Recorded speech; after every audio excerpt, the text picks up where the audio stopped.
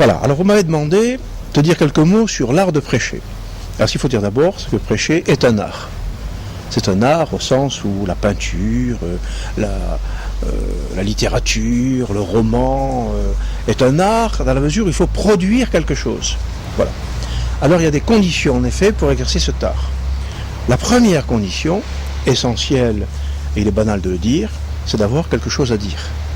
Évidemment, si on n'a rien à dire, c'est le grand problème des politiques, c'est qu'ils veulent savoir comment parler, mais comme ils n'ont rien à dire, évidemment, le comment parler ne sert à rien. Donc, avoir quelque chose à dire. Alors, pour nous, prêcheurs, pas de problème. Ce qu'on veut dire, c'est le Christ, c'est l'Évangile, la bonne nouvelle, la vie éternelle. Donc, nous avons quelque chose à dire. Ayant quelque chose à dire, nous avons déjà un atout. Donc, c'est le comment le dire.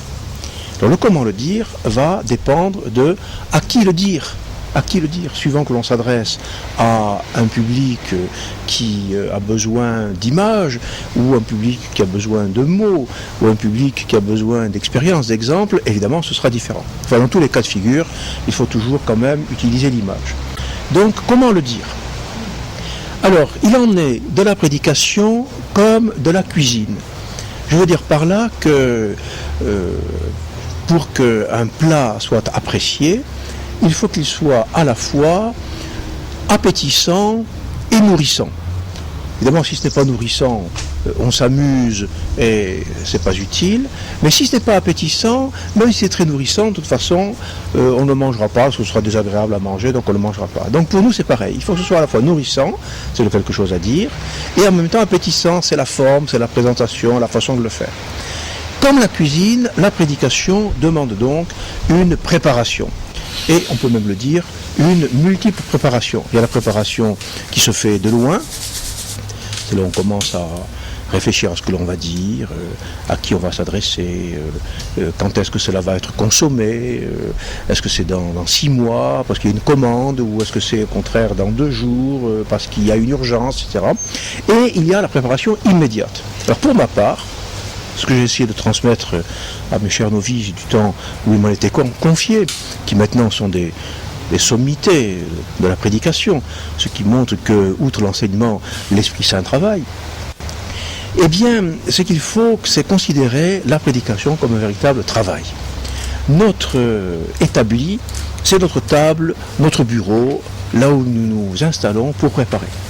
Et on prépare non pas de façon théorique, comme peut-être le faisait Bossuet, encore que, il faudrait voir, mais on le prépare de façon concrète, c'est-à-dire non pas comme une page de philosophie ou un article à publier, mais comme quelque chose que l'on va dire.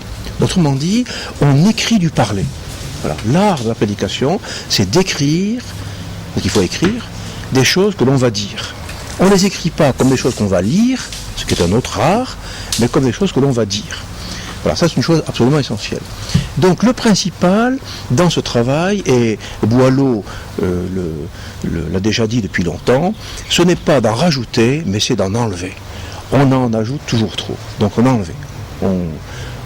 On décape, on purge, on nettoie, jusqu'à obtenir, non pas une succession évidemment de slogans ou de phrases toutes faites, ce qui évidemment rendrait la prédication stéréotypée, puis au bout de quelque temps on répète toujours les mêmes slogans, mais de façon à obtenir quelque chose qui soit véritablement l'énoncé de ce que l'on veut dire.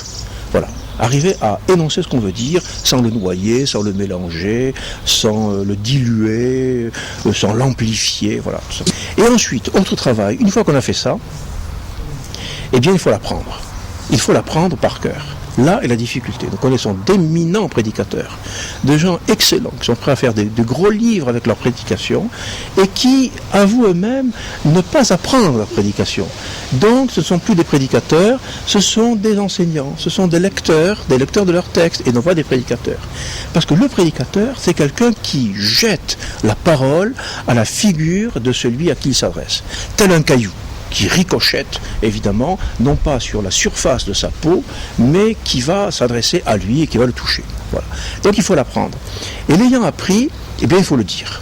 Non pas le réciter, parce que c'est une façon de d'apprendre puis de redire qui sont des mécaniques, mais de façon à l'intégrer intérieurement, l'intérioriser, de façon à ensuite pouvoir le dire, je ne trouve pas d'autre mot que ça, dans la mesure où la révélation sur laquelle nous fondons, c'est la révélation précisément de la parole. Dieu qui parle à des prophètes qui doivent eux-mêmes annoncer la parole.